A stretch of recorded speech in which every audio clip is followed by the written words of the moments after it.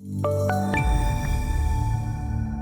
today's equity index futures markets, let's take a look at the Dow futures today as they're realizing a nice rebound here today. We're seeing them up sharply today, a positive reaction to some of the storylines breaking over the weekend, and a rotation trade, I believe. So we're seeing the Dow futures now breaking that 2-week downward cycle where we did see the futures lower 9 out of the last 10 trading sessions before today's price action.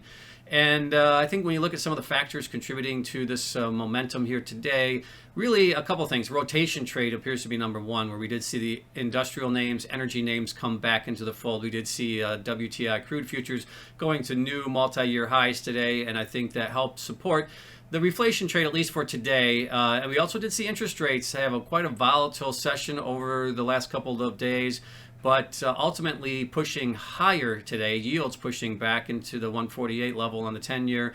So I think that helped, at least for the time being, steady some of the environment that we did see taking place late last week, and therefore the Dow futures appear to be benefiting substantially from that kind of shifting of expectations. Now, when you look at the general trends, we are seeing actually the Russell futures having the best performance today, up over 2%, just about 2.3% today.